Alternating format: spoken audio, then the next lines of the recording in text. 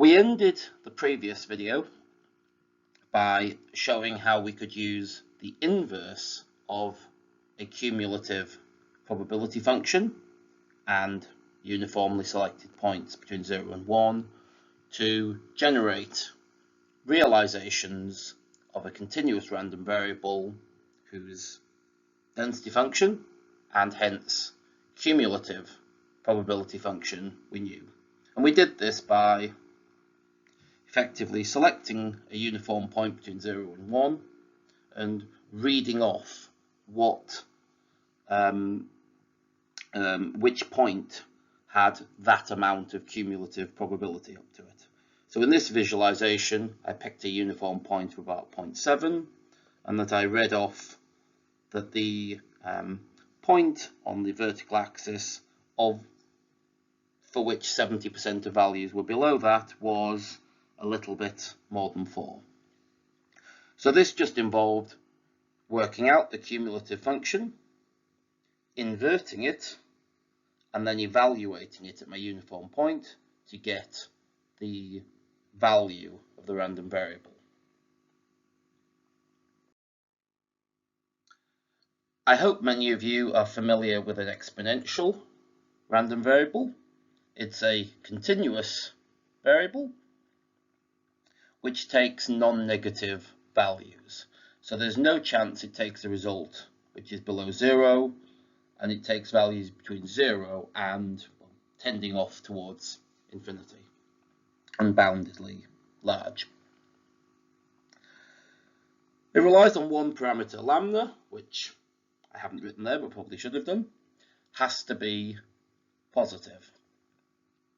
So as density function, lambda e to the minus lambda w, for w being non-negative values. And it's used a lot to model time between events, inter-event times. So if the events happen independently of each other, then the gap between two successive events would be exponentially distributed.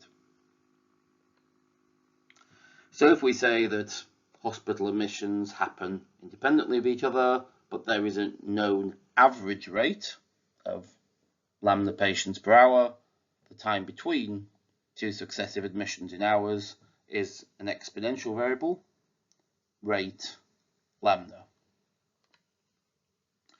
So if I want to know the expectation of this, well, I get the expectation by integrating the variable times its own density function multiplied by the variable, with respect to the variable over the full range. So w times lambda e to the minus lambda w with respect to w over the full range 0 to infinity.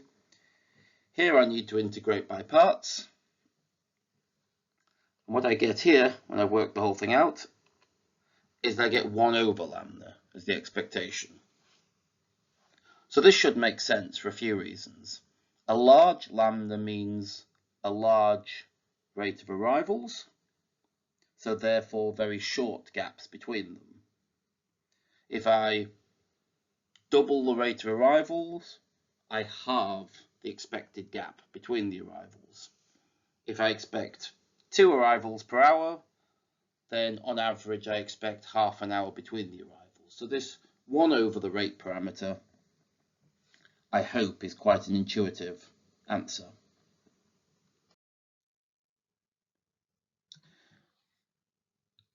I can work out the cumulative function for this exponential by just integrating between the smallest possible value, which in this case is 0, and the point I might be interested in, w.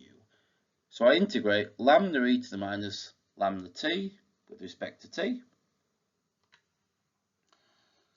So what I will get there is 1 minus e to the minus lambda w. So it looks something like this, which is 1 minus an exponential decay. So it starts at 0, it never reaches 1, but as w gets larger, it tends off towards 1. But if I want to generate realizations of it, I don't need the cumulative function itself. I need the inverse of the cumulative function. So the inverse is the jeopardy situation. If this is the answer, what was the question?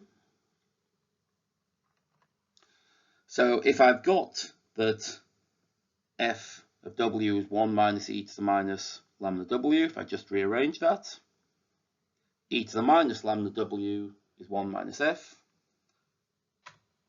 So if I take logs of both sides to get rid of the exponential and then divide by minus lambda, I'll get the w is the negative of the natural log of 1 minus f over lambda.